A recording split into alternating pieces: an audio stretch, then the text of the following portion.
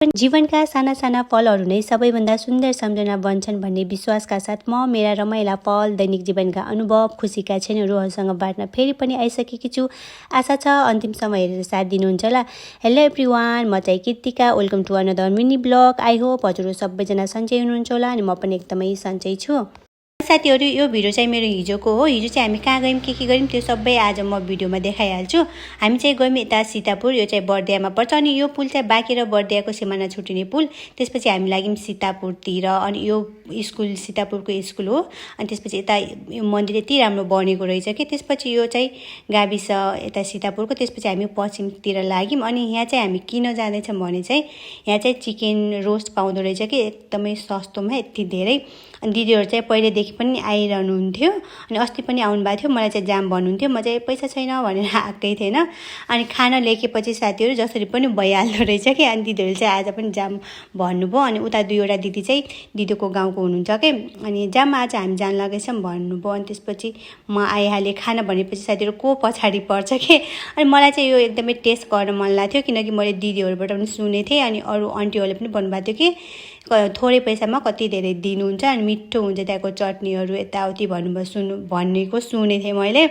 त्यही भएर मलाई आउन मन लागेको थियो।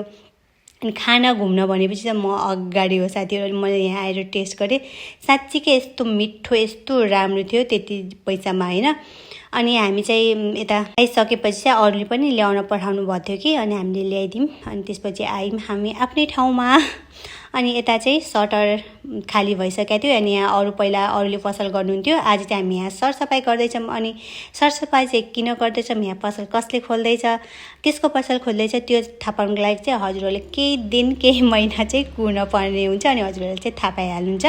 त्यसपछि हामी आएर सरसफाइ गऱ्यौँ। पहिले चाहिँ हामीले सरसफाइ गर्ने अनि त्यसपछि उता खाना जाने भन्दै हुनुहुन्थ्यो दिदीहरूले। मैले नि पहिला गएर खाएर त्यसपछि सरसफाइ गरौँ न किनकि फोहोर भइन्छ नि त्यहाँ यति धुलोहरू थियो कि यस्तो फोहोर थियो भने त्यसपछि सबैले त्यही गरौँ नि त भनेर अनि हामी चाहिँ खाएर आएर यता सरसफाइ गऱ्यौँ। अनि उहाँ दिदीहरूले पनि हेल्प गर्नुभयो कि त्यसपछि उहाँहरू जानुभयो अनि हामी चाहिँ कामसाम भ्याएपछि यता बरफ खायौँ। अनि त्यसपछि एकैछिनमा यति ठुलो पानी पऱ्यो अनि त्यसपछि यति खुसी भयो कि म हिजो चाहिँ हामी मल हाल्न गएको बारीमा पानी नै नभएर फर्केर आएको थियौँ कि त्यसपछि हामी घर गयौँ। यो चाहिँ हाम्रो बाटो कि रोड घर नजिकैको। पानी परिसकेपछि यति राम्रो देखेको अनि दिदी र म घर गएर मल बोकेर बारीतिर लाग्यौँ। अनि अघि साथीहरू यस्तो पानी परिरहेको थियो, अहिले एकैछिनमा हेर्नु नि फेरि यस्तो घाम लागिदिरहेको थियो कि। अनि उहाँ चाहिँ हुनुहुन्छ तारा दिदी अनि सधैँ मेरो भिडियोमा देखिरहनु भएको हुन्छ नि त को हो भनेर सोच्नुहुन्छ होला। उहाँ चाहिँ मेरो माइततिरको दिदी हुनुहुन्छ अनि दिदीको पनि यतैतिर बिहे भएको छ कि अनि यस्तो सजिलो भएको छ दिदी यतातिर भएर मलाई। अनि यो